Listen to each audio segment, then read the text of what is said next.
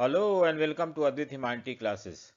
आज हम class 12th के पॉलिटिकल साइंस के सेकेंड बुक के चैप्टर 6 करने जा रहे हैं और ये है एनवायरनमेंट एंड नेचुरल रिसोर्सेज। हम इसमें देखेंगे एनवायरनमेंट के बारे में, नेचुरल रिसोर्सेज के बारे में, इंडिजिनस पीपल के बारे में और भी बहुत कुछ। हम वर्ल्ड पॉलिटिक्स क्या है, जियो पॉलिटिक्स, ये सब चीज़ हम पढ़ेंगे इसमें। लेकिन अगर आपने मेरे चैनल को सब्सक्राइब नहीं किया तो सब्सक्राइब करें, लाइक करें, share करें and also press the bell icon so that you get the notification whenever any new videos are uploaded. So let us begin the chapter.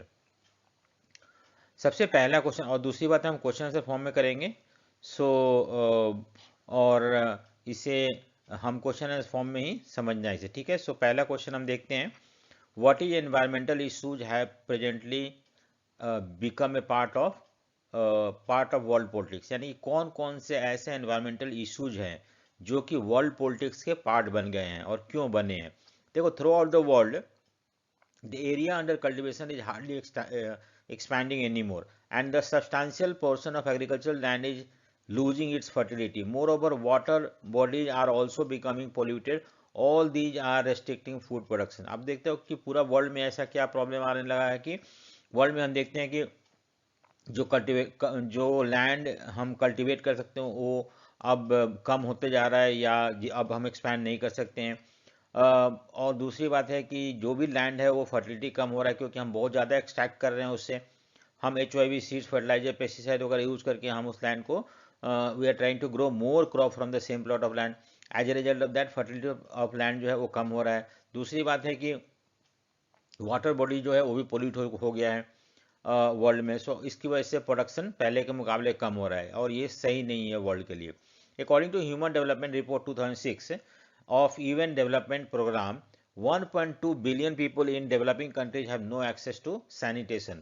So हमारे वर्ल्ड डेवलपमेंट प्रोग्राम के report के हिसाब से क्या हम देखते हैं कि 1.2 बिलियन पीपल जो हैं डेवलपिंग कंट्री में, उनके पास सैनिटेशन नहीं है, ठीक है। उसके बाद इसकी वजह से क्लीननेस नहीं है, इसकी वजह से डेथ हो रहा है। More than 3 million children per year मर रहे हैं। अगर प्रॉपर ड्रिंकिंग वाटर मिले, उनको सैनिटेशन मिले और भी फैसिलिटी मिले तो शायद ये सारे बच्चे ना मरे। तो ये भी एक इशूज है जो कि वर्ल्ड को फेस कर रहा है। Natural forest are being cut down, जो फॉरेस्ट है उसको हम काट रहे हैं और काट के क्या कर रहे हैं, and due to this there is displacement of people. लोग जो पहले जंगल वगैरह में रहते थे वो अब वहाँ से कहीं और जा रहे हैं। All these are affecting the climatic adversely, और पेड़ कटने की वजह से क्लाइमेट भी धीरे धीरे अफेक्ट कर रहा है। तो ये भी एक प्रॉब्लम फेस करना पड़ रहा है। आपको पता है ग्लोबल वार्मिंग हो रहा है, ओजोन लेयर डिप्लेशन हो रहा है। सो ये सब क्यों हो रहा है, पेड़ वगैरह कटने की वजह से। The depletion of ozone layer is also creating problem to our ecosystem and life on the earth. तो इससे भी आपको पता है ओजोन लेयर डिप्लेशन से क्या होगा, बहुत सारे अल्ट्रावायलेट रेज जो है वो अर्थ तक पहुंचेगा, उस समय बहुत सारे स्किन डिजीज, कैंसर वगैरह ये सब चीज़ होना शुरू हो जाएगा। Coastal pollution is also increasing. Coastal pollution जो समुद्र किनारे जो एरिया है वहाँ पे पोल्यूशन हो रहा है बहुत ज़्यादा।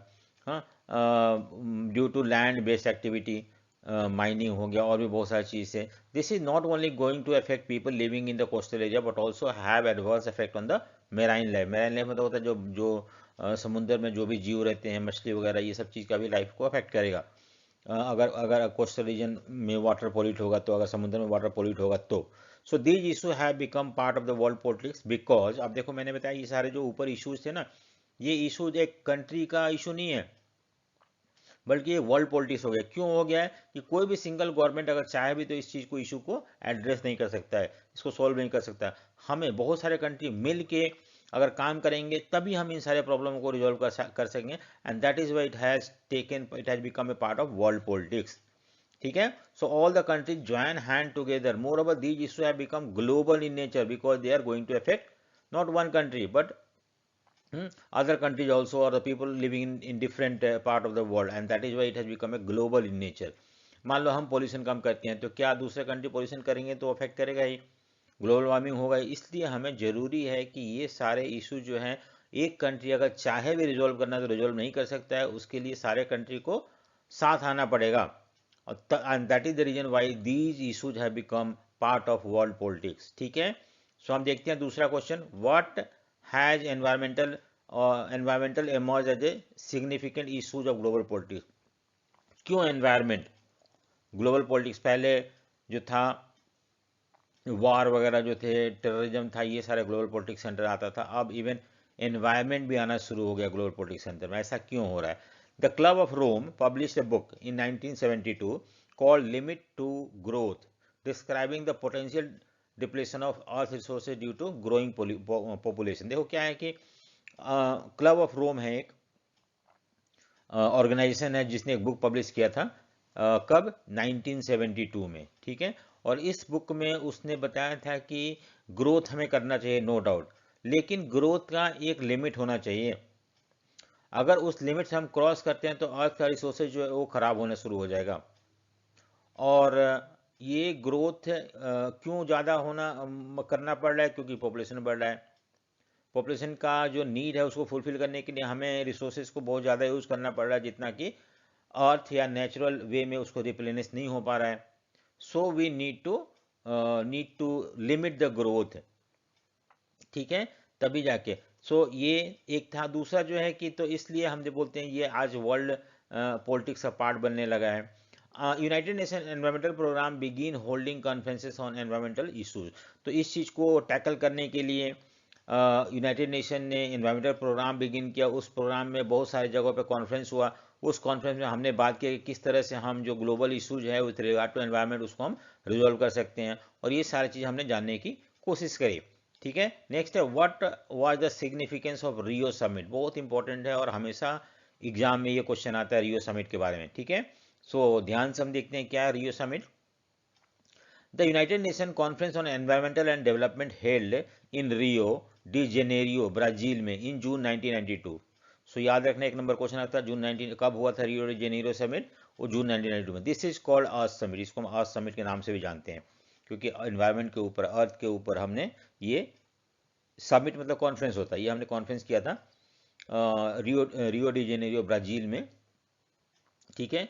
सो अर्थ समिट 1992 में हुआ था, और इसको हम अर्थ समिट भी या इसको हम रियो समिट भी कहते हैं, ठीक है। The summit was attended by 100 states. ये भी क्वेश्चन पूछ सकते हैं कितने स्टेट ने अटेंड किया था। हेड ऑफ द कितने स्टेट्स जो, thousands of NGOs and many MNCs, multinational corporations, non governmental organisation, ये सारे उनको अटेंड किए थे Rio de Janeiro. At the Rio summit, उस कॉन्फ्रेंस में rich and developed countries of the first world called the global north were following different environmental agenda than the poor and developing countries of the third world। देखो यहाँ पे क्या था ना कि first world मतलब होता है कि जो नॉर्थ के डेवलप कंट्री है, यूरोप हो गया, अमेरिका हो गया, इनमें जितने भी सारे डेवलप कंट्री है उनको हम ग्लोबल नॉर्थ बोलते हैं। क्या बोलते हैं उनको? ग्लोबल नॉर्थ, ठीक है। सो इनका जो था डेवलपमेंट एजेंडा, एनवायरमेंटल एजेंडा कि एनवायरमेंट को कैसे टैकल करें, उनका अपना एक सोच था। और पुअर और डेवलपिंग कंट्री का अपना एक तरीका था, उनका अपना एक एजेंडा था। जैसे मान लो कि यहाँ पे जो रियो समिट हुआ था, इस समिट में डेवलपिंग कंट्री भी गए थे और डेवलप कंट्री भी गए थे। तो डेवलप कंट्री जो थे अपने, उनका अपना एजेंडा था कि हमें ये चीज़ डिस्कस करना है। जो डेवलपिंग कंट्री थे, ये डेवलप कंट्री हो गए, ठीक है, वो उनका उनका अपना एजेंडा, और एजेंडा मतलब मैटर टू बी डिस्कस, और डेवलपिंग कंट्री का अपना एजेंडा था वहाँ पे डिस्कस करने के लिए। तो इस तरह से both different groups of countries who reached और who went to Rio de Janeiro summit में, वहाँ पे they took their own agenda, own matter to be discussed. तो क्या था वो डिफरेंसेस? अब क्या किस चीज़ पे इनका डिफरेंसेस था? हालांकि सब वहाँ पे गए थे एनवायरनमेंट को प्रोटेक्ट करने के लिए, सब गए थे अर्थ को बचाने के लिए। अर्थ को बचाना मतलब अर्थ को डिग्रेड होने से बचाने के लिए। लेकिन फिर किस बात का डिफरेंसेस था? तो अब देखते हैं क्या डिफरेंसेस था। Northern states were concern with the ozone layer depletion. उनका था कि ओजोन लेयर डिप्लेट हो रहा है। ओजोन लेयर एक लेयर होता है जो कि सन से जो अल्ट्रा वायलेट रे आता है उसको प्रोटेक्ट करता है, उसको अर्थ तक पहुंचने नहीं देता। इससे हमें बहुत सारे डिजीज से बचता है। ग्लोबल वार्मिंग, उनका उनका कंसर्न था कि ग्लोबल वार्मिंग, अर्थ का टेम्परेचर धीरे धीरे बढ़ रहा है और ये बढ़ना सही नहीं है इन फ्यूचर में। इससे क्या होगा कि जो आइस है नॉर्थ पोल साउथ पोल में वो पिघलना शुरू हो जाएगा, और वो पिघलेगा तो उसका सारा पानी सी ओशन में चला जाएगा, और पूरा वर्ल्ड का ओशन कनेक्टेड है तो सी का लेवल बढ़ना शुरू हो जाएगा। इससे बहुत सारे आइलैंड डूब जाएंगे, बहुत सारे कोस्टल एरिया डूब जाएगा। तो ये कंसर्न था नॉर्थ का, ठीक है। We are keen to address the real relationship between the economic development and environmental. उनका मानना था कि इकोनॉमिक डेवलपमेंट और एनवायरमेंटल मैनेजमेंट दोनों, अगर हम इकोनॉमी को डेवलप करेंगे ज़्यादा तो ऑटोमेटिकली एनवायरमेंट जो है खराब होगा। तो उन लोग किसी और एंगल से सोच रहे थे, इस प्रॉब्लम को डिस्कस कर रहे थे, ठीक है। So the outcome of the, देखो क्या हुआ, लेकिन हम जो थे जो थर्ड वर्ल्ड कंट्री था, उनका मानना था कि नहीं, हमें डेवलप करना है, हम तो अभी डेवलपमेंट हुआ ही नहीं हमारे यहाँ, हम तो अभी इनिशियल फेज ऑफ डेवलपमेंट में हैं, हम कैसे डेवलपमेंट को रोक दें। और डेवलप कंट्री जो ऑलरेडी डेवलप हो चुके थे, वो चाहते थे कि डेवलपमेंट रोक लगाया जाए, एक लिमिट पुट किया जाए, कर दिया जाए, जिससे कि इससे बियॉन्ड हमें डेवलपमेंट नहीं करना है। बट डेवलपिंग कंट्री का अपना मानना था कि नहीं नहीं नहीं, हम तो डेवलप हुए ही नहीं है, हम क्यों वो कैप लगाएं, हम क्यों लिमिट को एक्सेप्ट करें। और जो जो पोल्यूशन हुआ है, जो ओजोन लेयर डिप्लेशन हो रहा है, या ग्लोबल वार्मिंग हो रहा है, ये हमारे वजह से हो ही नहीं रहा है। ये तो डेवलप कंट्री जो 200 सालों से डेवलप होते आ रहे हैं, उनकी वजह से हो रहा है। तो इनका पेनल्टी उन्हें भरना चाहिए, ना कि डेवलपिंग कंट्री के ऊपर लगाना चाहिए। तो ये हमारा मांग था, हमारा ये डेवलपिंग कंट्री का। आउटकम क्या हुआ इसका, इसका क्या रिजल्ट हुआ? There was an agreement on combining economic growth with ecological responsibility, कि हम इकोनॉमिक ग्रोथ तो करें, लेकिन एट द सेम टाइम हमें अपने इकोलॉजी, अपने सराउंडिंग, अपने एटमॉस्फेयर के प्रति रिस्पॉन्सिबल होना जरूरी है। हम ऐसा कोई भी कदम ना उठाएं, ऐसा ऐसा कुछ भी ना करें जिससे कि एनवायरनमेंट इफेक्ट करे, क्योंकि हाँ, डेवलप करेंगे तो फैक्ट्री लगाना डेवलपमेंट का साइन है, रोड बनाना, रेलवे बनाना, ये सब डेवलपमेंट का साइन है। तो अगर हम डेवलप करें तो ऑटोमेटिकली पोल्यूशन होगा, तो ग्रीन हाउस गैसेस जो है वो रिलीज होंगे, उससे उससे उससे ग्लोबल वार्मिंग बढ़ेगा, और वो जो अफेक्ट करेगा। तो हमें हमें डेवलपमेंट और इकोलॉजी दोनों को साथ लेके चलना है, ठीक है। The summit started the environmental issues and started discussing at the global level.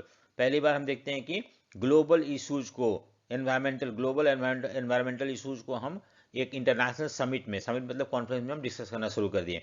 The Rio summit produce convention मतलब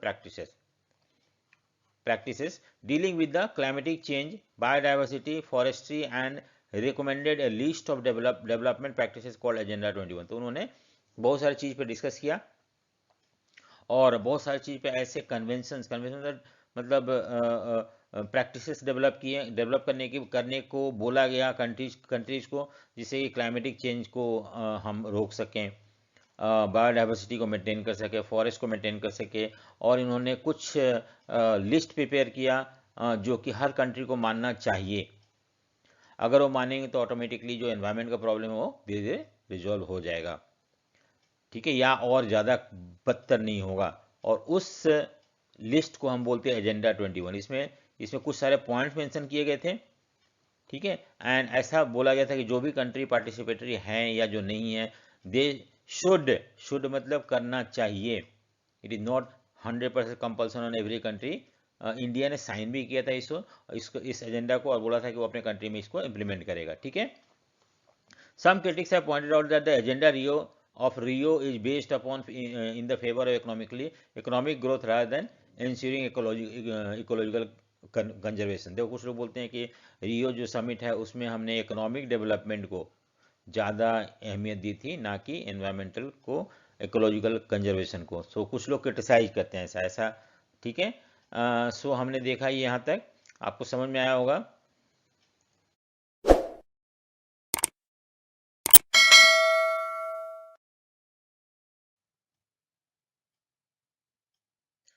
सो नेक्स्ट क्वेश्चन है, what report form the basis of the Rio summit.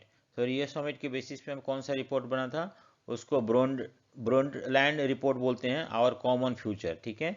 So question 1 number का ये आ सकता है, कौन सा report था। Next है, व्हाट इज कॉमन। कॉमन मतलब वो रिसोर्सेज, what is common, वो resources which are not owned by anyone but shared by community as a whole।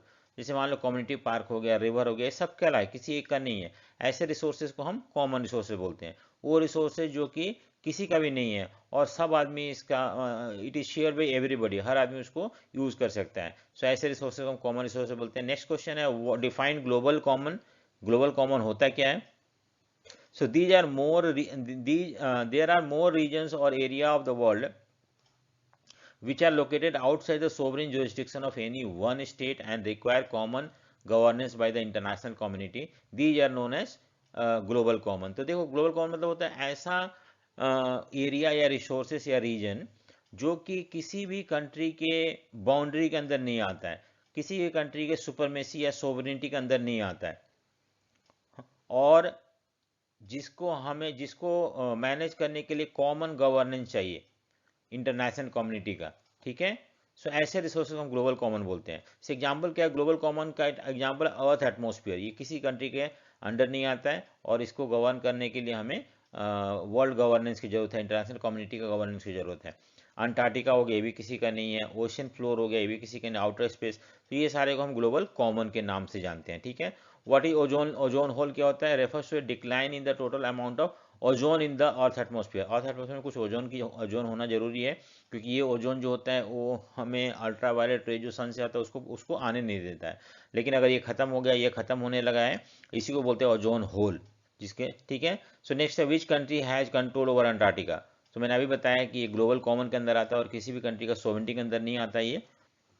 Some countries like UK, Argentina, Chile, Norway, France, USA, Australia, New Zealand have made legal claim of sovereign right over the Antarctica. कुछ country ने बोला है कि हमारा country है, but most often states argue that it is the part of the global common. लेकिन आमतौर पे हम यही मानते हैं कि ये सारे अंटार्कटिका जो है किसी एक कंट्री का सोवरेन राइट नहीं है वहाँ पे, सबका है ये, और that is very called global common के अंडर आता है। What are the problem related to ecological issue related to global common? तो ग्लोबल कॉमन में इकोलॉजिकल इफेक्ट का क्या ये है, क्या प्रॉब्लम है, ठीक है। Major problem related to the different difficulty of reaching on common basic agenda on the basis of scientific evidence and time frame.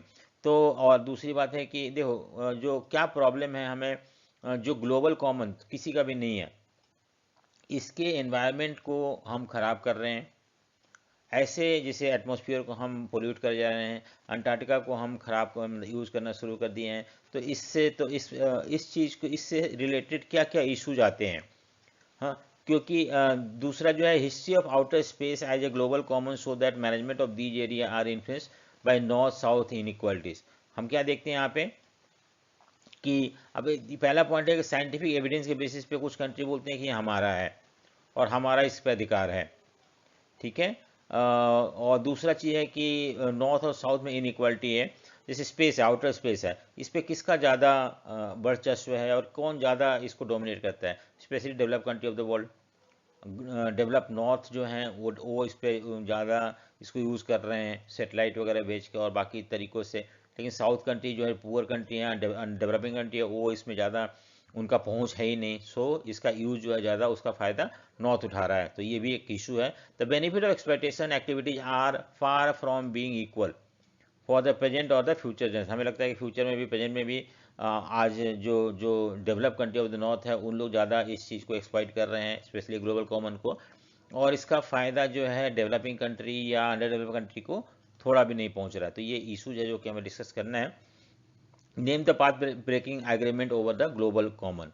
क्या है? अंटार्कटिका ट्रीटी 1959, एक ही है, सिर्फ आपको ये याद रखना है कि ये ट्रीटी के अंदर क्या है, इसका जरूरत नहीं है। दूसरा मॉन्ट्रियल प्रोटोकॉल जो है 1987, ये भी है, कनाडा में हुआ था। अंटार्कटिका एनवायरमेंटल प्रोटोकॉल जो था 1991 में। ये कुछ एग्रीमेंट है, कुछ पाथ ब्रेकिंग एग्रीमेंट है जो कि हमने लिया है, इसको एक्सेप्ट किया है with regard to global common के, ठीक है। अब नेक्स्ट है, what is meant by common but differentiated responsibility. 100% ये क्वेश्चन आता है, ठीक है, 100% ये क्वेश्चन आता है। तो इसको हम ध्यान से देखते हैं क्या मतलब होता है कॉमन बट डिफरेंशिएटेड रिस्पॉन्सिबिलिटी। देखो, कॉमन मतलब जो एनवायरनमेंट है वो सबका कॉमन है। अगर मान लो एनवायरनमेंट में पोल्यूशन हो रहा है तो everybody, all the country of the world is going to effect.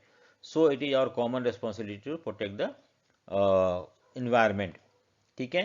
But जिम्मेदारी जो है वो अलग अलग है। कैसा? देखो, अगर मान लो कि पोल्यूशन हो रहा है, पोल्यूशन होने की वजह से ओजोन लेयर डिप्लेशन हो रहा है, पोल्यूशन होने की वजह से एनवायरनमेंट खराब हो रहा है, पोल्यूशन होने की वजह से ग्लोबल वार्मिंग हो रहा है, ठीक है। सो हमें सबको मिलके इसको ठीक करना है। बट अगर हम इस जो ग्लोबल वार्मिंग हो रहा है या ओजोन लेयर डिप्लेशन हो रहा है, एनवायरनमेंट खराब हो रहा है, इसका जिम्मेदारी किसको ठहरा है? क्या सबको बराबर जिम्मेदारी दे? नहीं। हम मतलब डेवलपिंग कंट्री ऐसा मानता है कि डेवलप कंट्री आज से नहीं 100-200 सालों से एनवायरनमेंट को एक्सप्लॉइट कर रहे हैं और उसी एक्सप्लॉइटेशन की वजह से वो आज डेवलप हैं और सारे फैसिलिटी इंजॉय कर रहे हैं। और उन्होंने इन दौरान या 200 ईयर्स के दौरान उन्होंने अर्थ को बहुत ज़्यादा नुकसान पहुंचाया, एनवायरनमेंट को बहुत ज़्यादा नुकसान पहुंचाया है। सो उनका जिम्मेदारी ज़्यादा बनता है जब हम और डेवलपिंग कंट्री जो है उन लोग तो अभी अभी हाल में ही डेवलपमेंट शुरू किया है, उन्होंने तो किसी भी तरह का कंट्रीब्यूट नहीं किया है इन्वायरमेंट को डिग्रेड होने में। तो जब हम इसका जिम्मेदारी ठहराते हैं तो उस समय हमें ये ध्यान रखना पड़ेगा कि सबको इक्वल रिस्पॉन्सिबिलिटी बनाना ये सही नहीं होगा। जो कंट्री पहले से नुकसान करते आ रहे हैं they should be penalise more than the country who just started developing. या अगर हम डेवलपमेंट को रोकने की कोशिश करते हैं सारे कंट्री को, तो ये भी गलत होगा, क्योंकि कुछ कंट्री तो ऑलरेडी डेवलप हो चुके हैं, तो उनका डेवलपमेंट का एक फाइनल स्टेज पे है, तो उनको कोई मतलब नहीं है। लेकिन जो कंट्री अभी डेवलपमेंट शुरू किया उनके लिए तो खैर अगर उनके ऊपर रोक लगाएंगे तो वही वैसे के वैसे ही रह जाएंगे। इसलिए इसको बोला जाता है no doubt it is a common है, ये प्रॉब्लम जो है common to everybody, but responsibility is not same. different responsibility has to be fixed depending upon how much you have contributed in the degradation of environment. So अब देखो उसका answer क्या है। The developed country of the north want to discuss the environmental issue as it stands, जैसे है वैसे।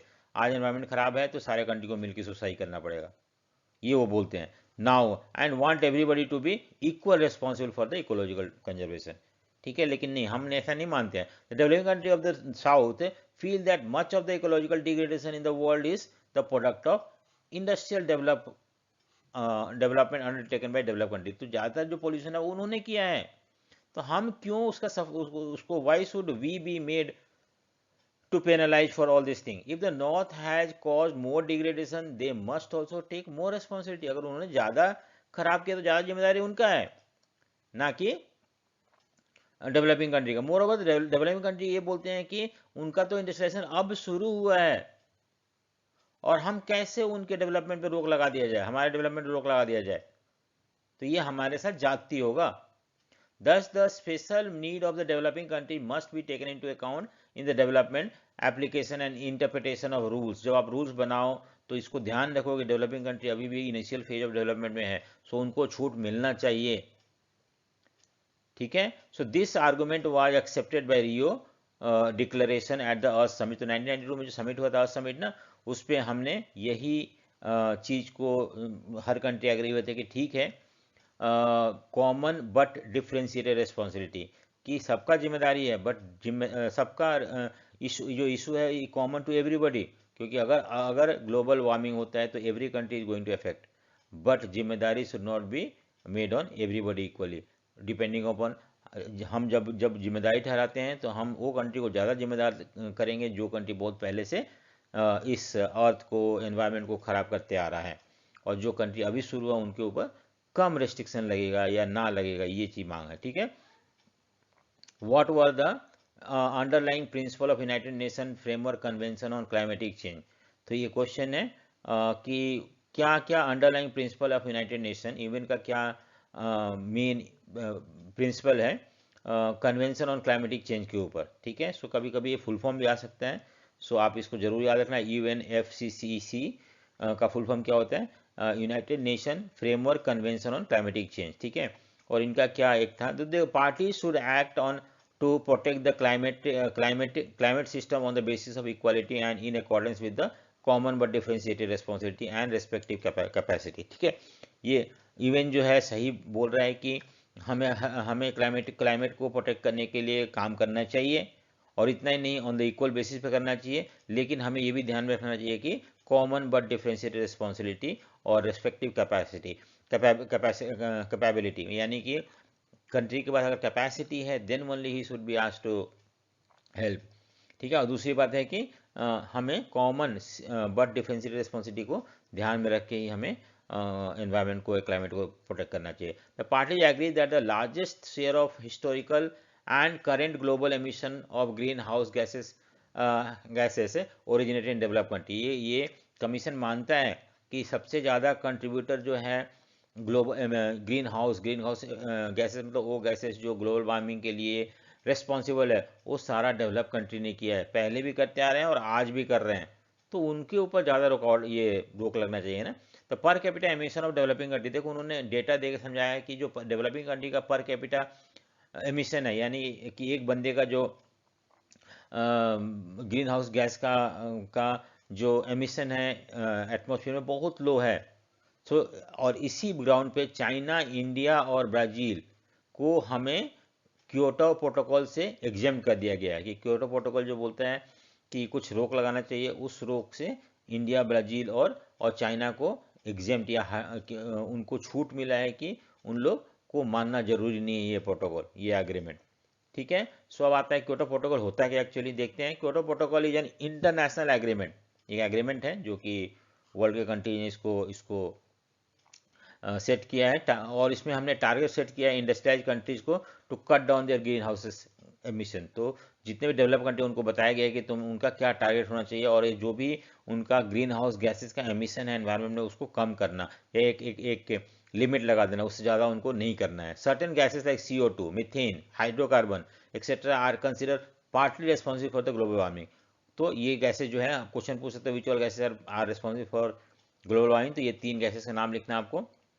The protocol was agreed in 1997 in Japan, based on the principle of United Nations FCCC। ठीक है। सो इसके basis पे ये protocol माना गया था, क्योटो प्रोटोकॉल जापान में। ठीक है। व्हाट इज कॉमन प्रॉपर्टी, तो कॉमन प्रॉपर्टी मतलब क्या होता है कि common property for a group, मान लो किसी ग्रुप का कोई प्रॉपर्टी है, विलेज का कोई प्रॉपर्टी है, तो उसको हम कॉमन प्रॉपर्टी बोलते हैं। पार्क हो गया, तो common property represent common property for the group, कोई भी ग्रुप का अपना फॉरेस्ट हो गया। The member of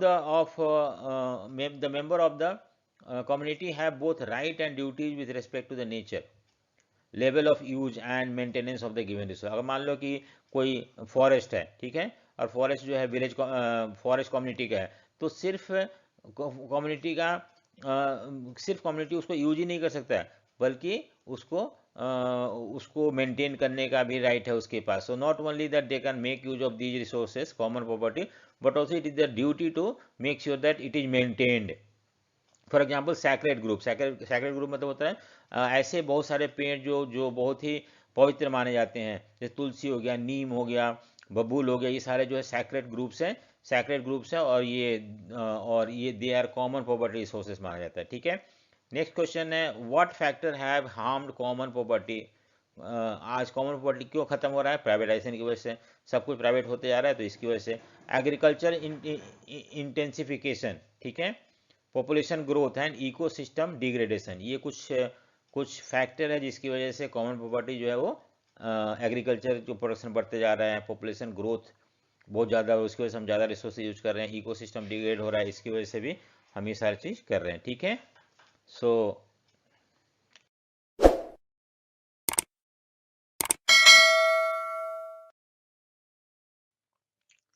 next question हम देख रहे हैं what is India stand for environmental issues. तो बहुत इंपॉर्टेंट क्वेश्चन है एग्जामिनेशन पॉइंट ऑफ व्यू से।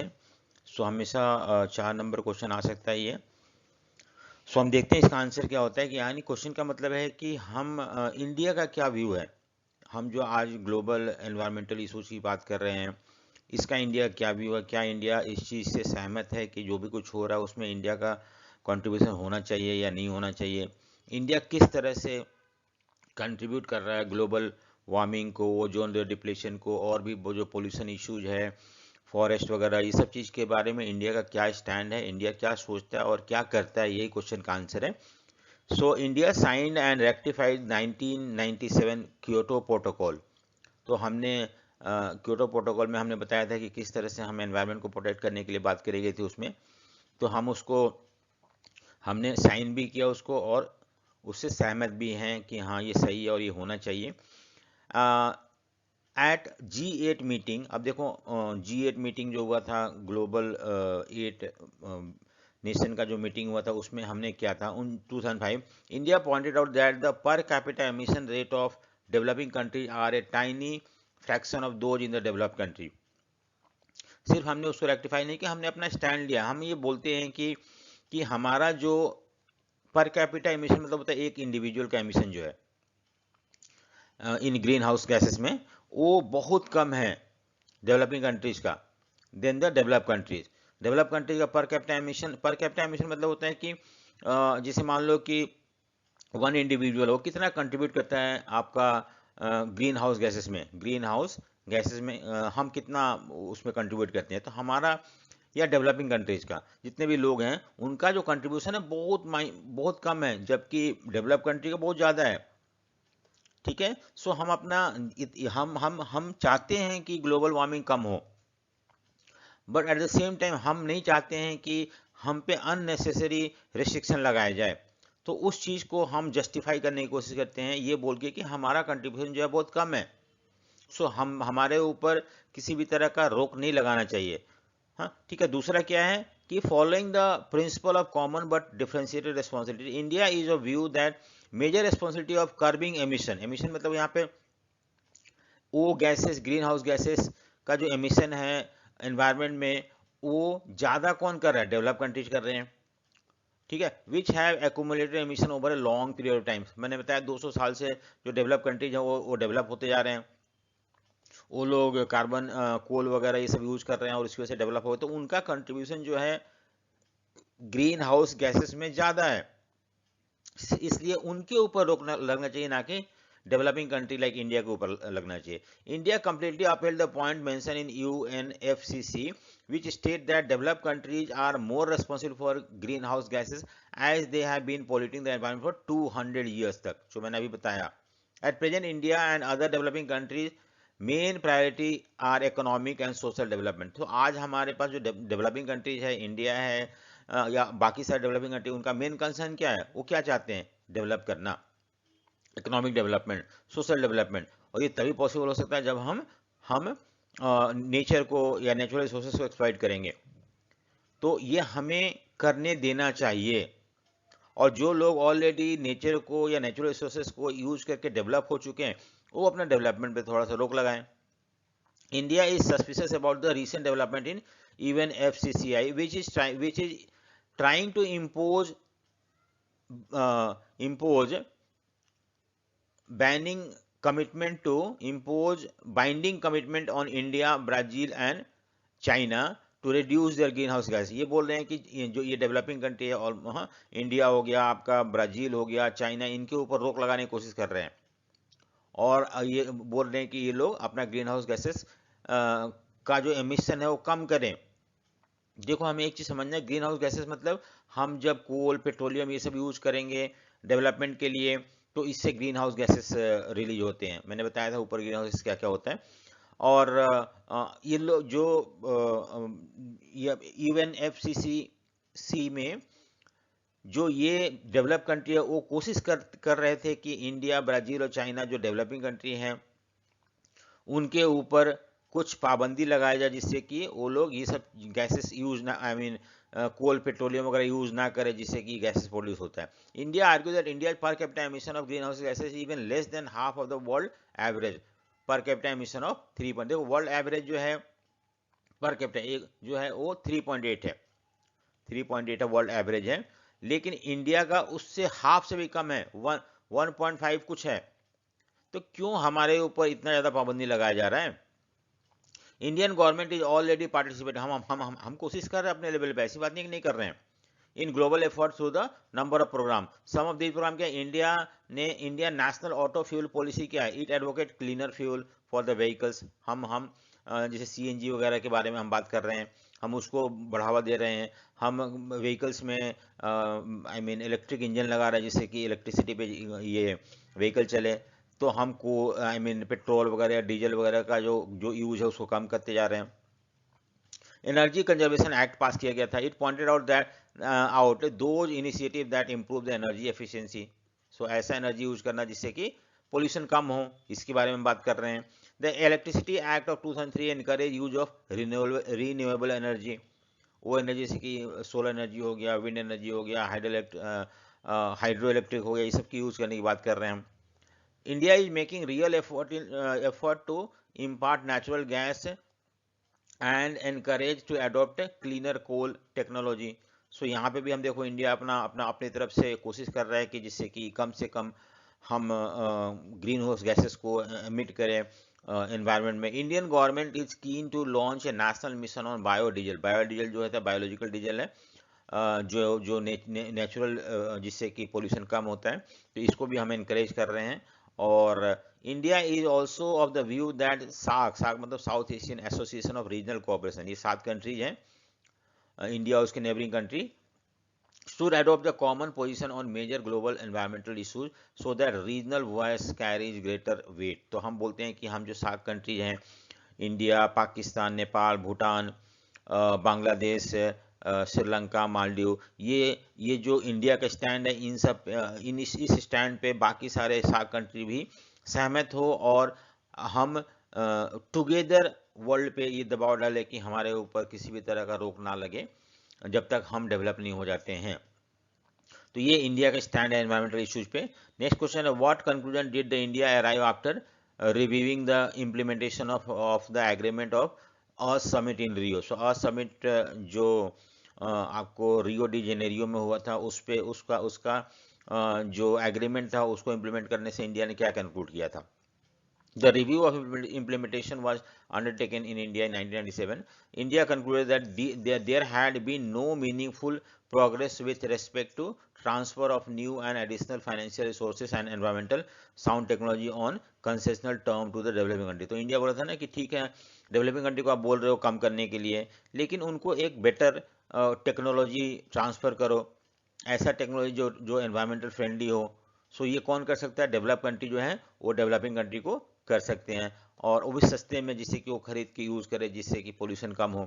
तो पॉसिबल है हम समिट का जो भी इम्प्लीमेंटेशन है उसको हम अपने कंट्री में अडॉप्ट कर सकें। India find it necessary that the developed countries take immediate measures to provide developing country with financial measures, cleaner technology to enable them to meet their existing commitment under even united nation conference. तो इस पे हम UNFCCC, ठीक है। So हम क्या, जिसे United nation ने जो कमिटमेंट किया है, अगर उसको डेवलपिंग कंट्री में इम्प्लीमेंट करना है तो हमें फाइनेंशियल हेल्प चाहिए। दूसरी बात है क्लीनर टेक्नोलॉजी चाहिए, तभी डेवलपिंग कंट्री इन सारे नए टेक्नोलॉजी को यूज़ करके अपने यहाँ पोल्यूशन को कम कर सकता है। So what is full form of WMC? Western mining corporation. It is Australian based multinational company है जो कि माइनिंग एक्टिविटी करता है वर्ल्ड में, ठीक है। सो नेक्स्ट है, give some example to show that diversity is an important trends of contemporary environmental movement. तो एनवायरमेंटल मूवमेंट जो है वो आपको पता है कि एनवायरमेंट को बचाने के लिए जो भी मूवमेंट वर्ल्ड में शुरू किया गया है 70s के बाद, उसको हम बोलते हैं एनवायरमेंटल मूवमेंट। तो इसमें जो है डाइवर्सिटी, ऐसा नहीं है कि सब जगह एक ही तरह का एनवायरमेंटल मूवमेंट शुरू हुआ है। The forest movement in south in Mexico, while Brazil, Malaysia, continental Africa, India are face with the enormous pressure, ठीक है। हम देखते हैं फॉरेस्ट मूवमेंट, फॉरेस्ट को बचाने का मूवमेंट शुरू किया गया south, in the south in Mexico, जो ब्राज़ील वगैरह में भी हमें इस तरह का मूवमेंट देखने को मिलता है। Forest cleaning is the third world countries continue at alarming rate. तो फॉरेस्ट ना थर्ड वर्ल्ड कंट्री मतलब होता है कि डेवलपिंग कंट्री जो है, वो कंट्री 1945 के बाद आज़ाद हुए, सेकेंड वर्ल्ड वॉर के बाद, उनको हम थर्ड वर्ल्ड कंट्री कहते हैं। और अंडर डेवलप कंट्री है, डेवलपिंग कंट्री है। यहाँ पे फॉरेस्ट बहुत ज़्यादा काटा जा रहा है और इससे एनवायरनमेंट जो खराब हो रहा है, तो उसके बारे में बात किया गया था। Large number of economy of south are now being open to MNC। आपको पता है कि जो थर्ड वर्ल्ड कंट्री है वो अब ग्लोबलाइजेशन अडॉप्ट कर लिया है, और इसकी वजह से MNC जा रहे हैं वहाँ पे।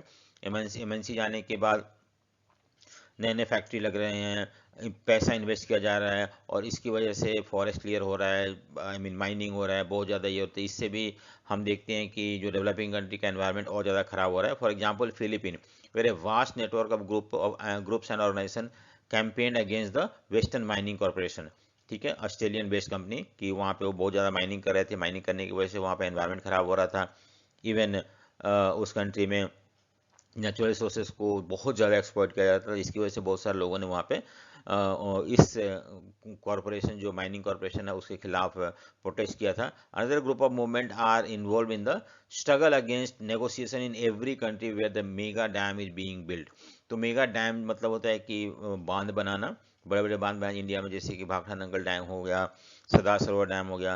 तो कुछ लोग इसको अपोज कर रहे हैं और ये बोल रहे हैं कि ये डैम बनाने की वजह से बहुत सारे एग्रीकल्चर लैंड जो है पानी में सबमर्ज डूब जा रहा है, बहुत सारे फॉरेस्ट को बर्बाद किया जा रहा है, और इससे इससे एनवायरनमेंट पे बहुत ज़्यादा इफेक्ट पड़ता है। इसके खिलाफ भी बहुत सारे कंट्री में मूवमेंट शुरू किए गए हैं, माइनिंग को लेके, डैम के अगेंस्ट, ठीक है, फॉरेस्ट जो कट हो रहा है उसके लिए। सो ये सारे कुछ मूवमेंट है जो कि वर्ल्ड में शुरू किए गए हैं। सो increasing anti dam movement and pro river movement for more sustainable and equitable management of river system and valley. The first anti dam movement जो था वो north was the Franklin river पे हुआ था। चलो याद रखना, इसको 1 नंबर क्वेश्चन आ सकता है। फ्रैंकलिन रिवर, कौन सा रिवर पे फर्स्ट एंटी डैम मूवमेंट शुरू किया गया था, and its surrounding in America, ठीक है। India has also had some leading anti-dam movement, pro-river movement, जैसे नर्मदा बचाओ आंदोलन जो था ये किया गया था इंडिया में। In India for such movement most important idea is non violence. तो हम यहाँ पे ऐसी बात नहीं है, मूवमेंट हमने शुरू किया है एंटी डैम खिलाफ, लेकिन ये नॉन वायलेंट है। नॉन वायलेंट मतलब इसमें हम हिंसा नहीं करते हैं, सिर्फ प्रोटेस्ट करते हैं और गवर्नमेंट को बताने की कोशिश करते हैं कि डैम बनाने से क्या क्या नुकसान हो सकता है, या डैम के हाइट को कम रखा जाए जिससे कि ज़्यादा एरिया अफेक्ट ना करे, ठीक है। डिफाइन रिसोर्स बायोपॉलिटिक्स क्या होता है। So next question, resource biopolitics. Resource geopolitics is all about who gets what, when, where and how. Example water, oil हो गया, ठीक है। सो किसको क्या मिल रहा है, कब मिल रहा है, कैसे मिल रहा है और कहाँ मिल रहा है, उस चीज को हम, तो हर कंट्री चाहता है कि जो चीज़ की कमी है वर्ल्ड में, वाटर कुछ सालों में इसकी कमी हो जाएगी। खैर अभी भी हम उसको फेस कर रहे हैं, स्कैरसिटी। ऑयल जो है अब बहुत लिमिटेड है, तो हर कंट्री चाहता है कि इसको किसी भी तरह से अपने अपने अपने कंट्रोल में किया जाए, और इसकी वजह से पॉलिटिक्स चलते रहता है वर्ल्ड में। उस पॉलिटिक्स को हम बोलते हैं रिसोर्स जियो पॉलिटिक्स, ठीक है। What strategy did the industrialized country adopt to ensure steady flow of resources? तो डेवलप कंट्री ने क्या क्या स्ट्रेटेजी अडोप्ट किया है इंडस्ट्रियलाइज डेवलप कंट्री ने, जिससे कि रिसोर्सेज उनके यहाँ आते रहे, ठीक है। Deployment of military forces near exploitation sites and along the sea lanes of communication. तो इन्होंने वो एरिया जहाँ से रिसोर्सेज बहुत ज़्यादा अवेलेबल है वहाँ पे उन्होंने मिलिट्री फोर्सेज लगा रखे हैं, जिससे कि वहाँ से कंटिन्यूस फ्लो ऑफ रिसोर्सेज उनके कंट्री में जाते रहे। Stock piling of strategic resource, जो भी रिसोर्स है उसको उसको इकट्ठा करके रख रहे हैं उन लोग, जिससे कि फ्यूचर में जब वो खत्म हो जाए या उसकी कमी हो जाए तो उसको यूज किया जाए। Make effort to proper friendly government in protecting country as well as support to multinational corporation and favorable international agreement। तो इन लोग क्या कर रहे हैं कि जो कंट्री में ज़्यादा रिसोर्सेस है उसको सपोर्ट करते हैं, डेवलप कंट्री। अभी हमने देखा था कि ईरान, कुवैत जो था जहाँ पे, या इराक हो गया,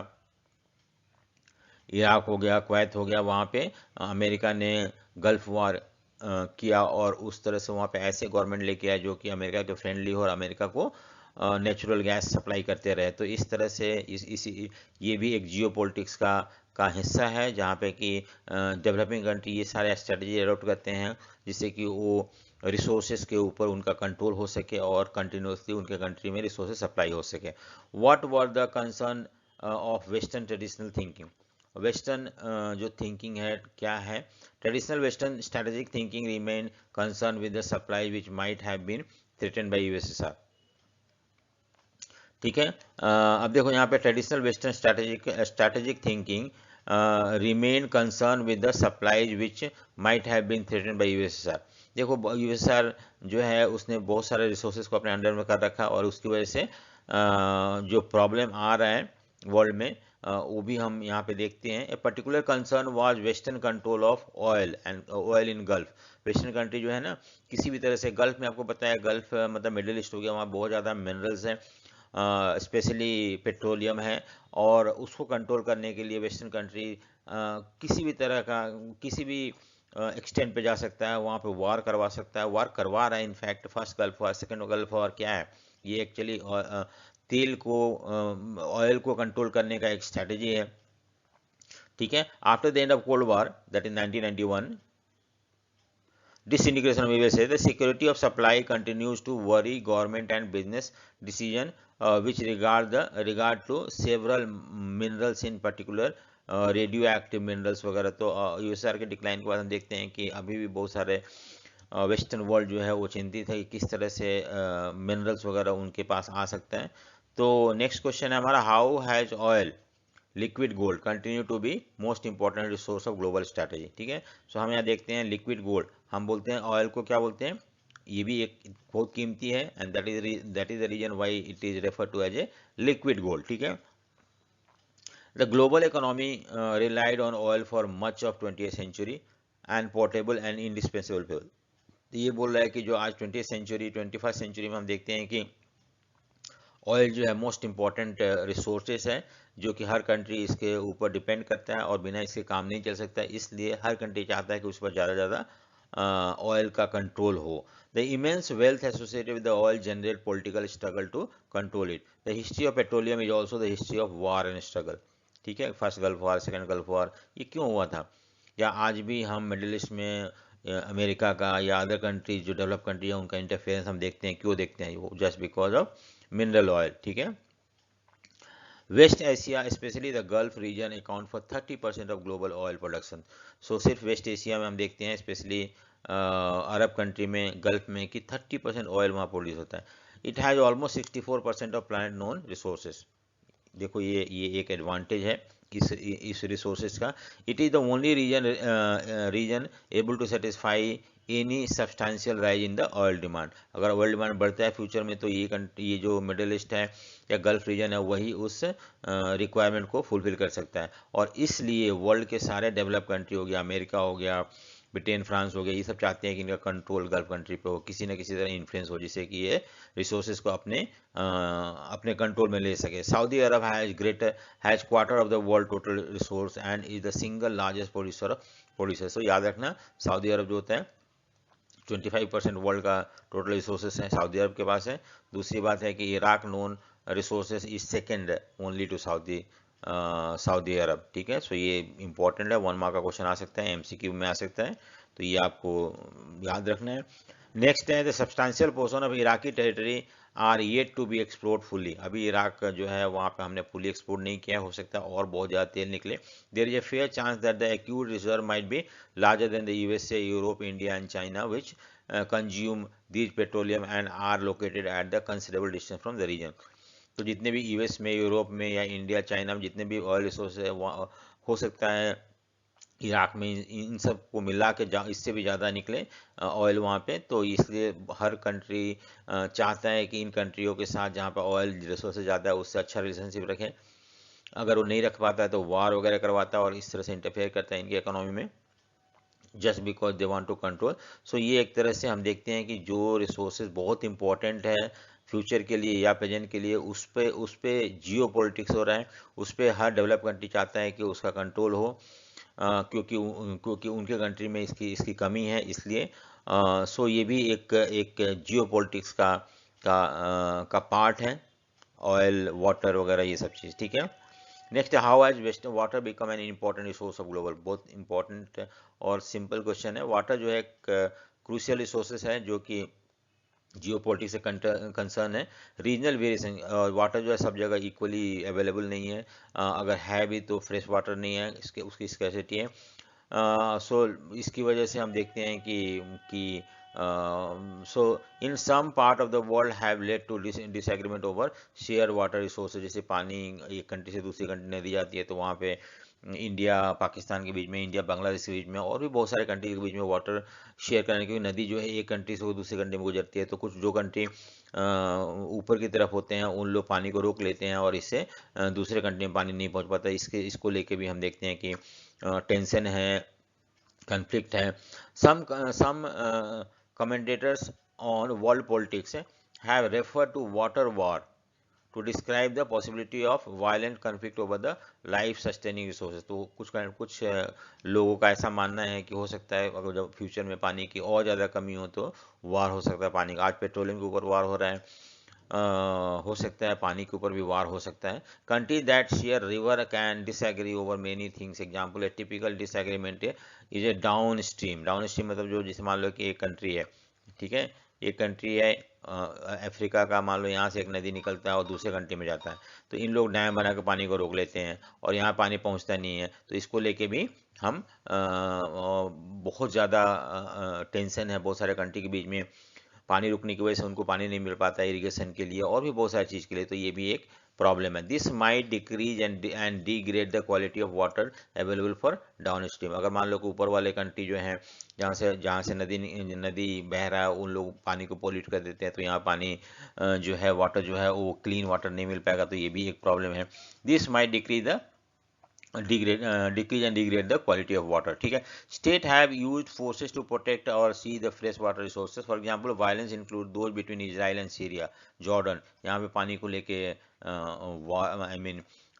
टेंशन प्रोटेस्ट हो रहा है, फोर्स भी यूज कर रहे हैं उन लोग किसी भी तरह से वाटर कंट्रोल कर सकें, ठीक है। So over attempt by each state to divert water for from the Jordan and Yarmuk river, ठीक है।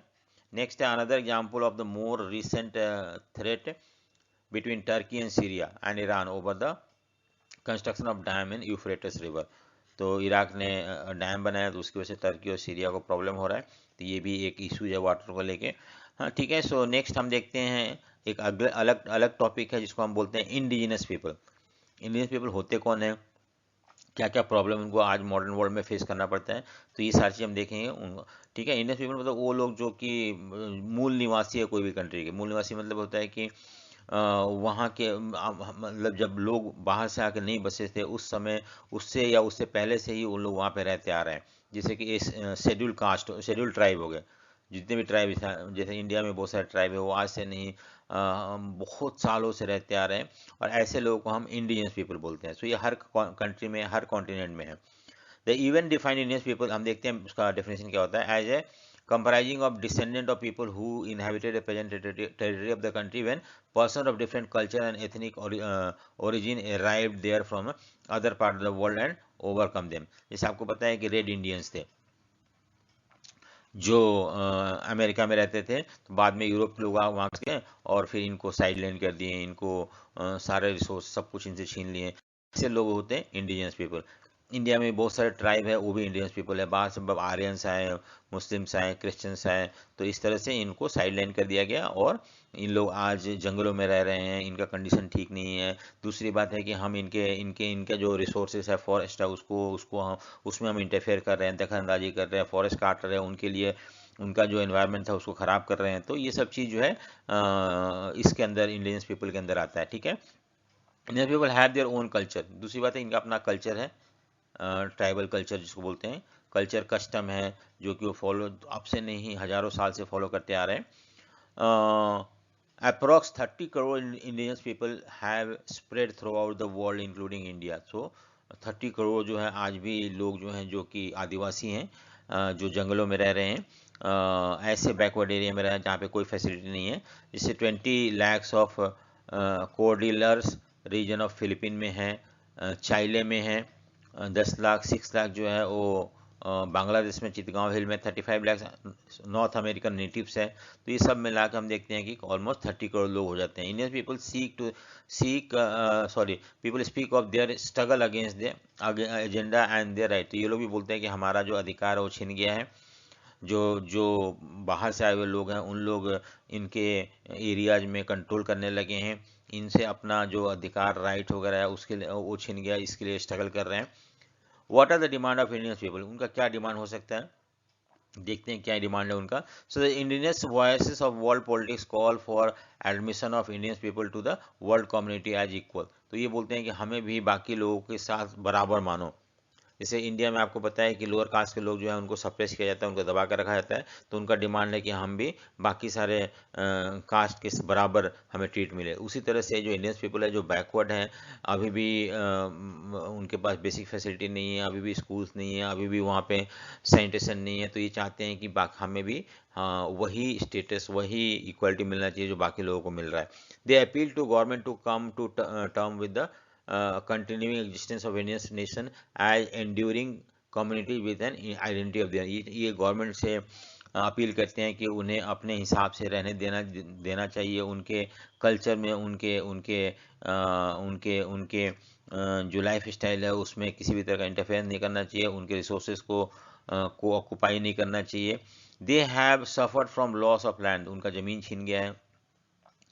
तो उनका अगर ज़मीन छीन जाएगा, फॉरेस्ट छीन जाएगा, तो उनका जो इकोनॉमिक रिसोर्सेज है वो बेस खत्म हो जाएगा, उनका सर्वाइवल जो है वो खतरे में आ जाएगा। तो इसको रोकने के लिए वो लोग डिमांड कर रहे हैं वर्ल्ड कम्युनिटी से, अपने अपने गवर्नमेंट से।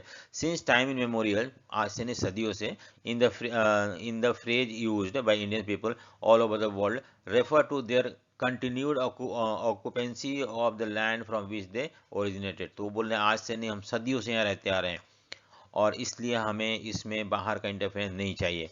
What is the status of Indian people in India? India में क्या है? तो हम इंडिया में खैर, in India Indian people population is usually apply to scheduled tribe बोलते हैं, जो शुरू में बताया था मैंने आपको, which constitute 8% of the India population. Scheduled tribe जो है इंडिया में, the most Indian people in India depend for their subsistence on cultivation of land. तो आमतौर पर इनका मेन ऑक्यूपेशन क्या है? जमीन, खेती बाड़ी करते हैं। For century they had full access to much of land and they could cultivate. तो पहले जो था जंगल इनका था, जैसे मर्जी वैसे कल्टिवेट करते थे, जंगल के प्रोडक्ट पे जीते थे। जब ब्रिटिश आए तो उन्होंने rule force the scheduled tribe communities out of their area and they that they inhabited and were subjected to suppression. तो ब्रिटिश जब आए तो उन्होंने ऐसे पॉलिसी बनाया जिससे कि उनको उनके एरिया से छीन लिया गया। उन्होंने जंगल को रिजर्व फॉरेस्ट डिक्लेयर कर दिया गया, वहाँ से आदिवासियों को हटा दिया गया और उनको सप्रेस किया गया, उनको फोर्स किया गया उनके लिए काम करने के लिए। तो ये सब चीज़ एक्सप्लॉयटेशन ब्रिटिश से शुरू हो गया। Currently they enjoy constitution. आज हम जब इंडिया आज़ाद हो गया तो हमने कॉन्स्टिट्यूशन में उनके लिए रिजर्वेशन दे रखा है, और बट स्टिल अभी भी उनको जो बेनिफिट मिलना चाहिए वो बेनिफिट नहीं मिल रहा है। तो हमें एंड इसकी वजह से उन लोग आज भी प्रोटेस्ट कर रहे हैं। In fact they have paid a huge cost of development. हम डेवलप हो रहे हैं, हम जंगल काट रहे हैं, पहाड़ों को हम क्या कर रहे हैं, क्लियर करके वो माइनिंग कर रहे हैं। तो इससे नुकसान एक्चुअली किसका हो रहा है? जो लोग वहाँ रहते थे, कौन रहते थे? आदिवासी रहते थे। तो आदिवासियों का घर छीन रहा है, उनका जो रिसोर्स था जिसके बेस पे उनका इकोनॉमी चल रहा था वो सारे छीन रहा है। तो डेवलपमेंट जो भी कंट्री में हो रहा है उसका जो सबसे बड़ा कॉस्ट कौन निभा रहा है? वो ट्राइबल पीपल निभा रहे हैं। तो इसलिए हमें इस चीज़ को ध्यान रखना चाहिए कि डेवलपमेंट का फ़ायदा उन तक भी पहुँचे। ठीक है। Issues related to right of Indian people communities have been neglected in domestic and inter. तो आज भी कोई भी डोमेस्टिक कंट्री, डोमेस्टिक मतलब डोमेस्टिक पॉलिटिक्स में हम देखते हैं कि इनके डिमांड को इग्नोर किया जा रहा है। इंटरनेशनल फोरम पे भी हम देखते हैं कि इंडियन पीपल का जो डिमांड है उसको हम इग्नोर कर रहे हैं। तो ये भी गलत बात है। What steps have been taken to address the issue of Indian people? क्या स्टेप उठाया गया है इंटरनेशनल कम्युनिटी के द्वारा या वर्ल्ड में? So during 1970s growing international contract among the Indian leader from around the world arrows a sense of common concern and share. तो 1970 में देखते हैं कि जब वर्ल्ड एक तरह से बेटर कम्युनिकेशन की वजह से कनेक्ट होने लगा, तो ये भी जो इंडिजिनस पीपल हैं, आदिवासी लोग हैं जो अलग अलग कंट्री या कॉन्टिनेंट में रहते हैं, वो भी कनेक्ट होने लगे और उनको अब ऐसा लगने लगा कि हमारा प्रॉब्लम जो है एक शेयर्ड, एक कॉमन प्रॉब्लम है, जो कि सिर्फ इंडिया के लोग नहीं या एशिया के ट्राइबल लोग ही नहीं बल्कि हर कॉन्टिनेंट में जो ट्राइबल लोग हैं वो फेस कर रहे हैं। तो इस तरह से उनके अंदर एक यूनिटी आना शुरू हो गया। तो world council of Indian people was formed in 1975. The council became first of 11 indigenous NGOs to receive consultative status bye event. तो इस तरह से उन्होंने वर्ल्ड एक काउंसिल मतलब मीटिंग वगैरह किया 1975 में, और उसमें 11 इंडिजिनस जो पीपल हैं उनके NGOs वगैरह है, उन लोग वहाँ पे इनके प्रॉब्लम को रखने की कोशिश करी और किस तरह से इनके लाइफ को बेटर कर सकते हैं ये उन्होंने वहाँ पे डिस्कस किया। सो हम देखते हैं, इस तरह से हमने देखा कि किस तरह से एनवायरमेंटल इशूज जो है वो ग्लोबल पॉलिटिक्स के अंदर आता है और किस तरह से इफेक्ट करता है लोगों के लाइफ पे, क्या वर्ल्ड ने क्या क्या स्टेप उठाया है और इंडिया का अपना क्या स्टैंड है, ये सब चीज़ हमने देखा। सो अगर आपको ये वीडियो पसंद आया तो लाइक शेयर एंड सब्सक्राइब जरूर करें। So thank you for watching. Thank you.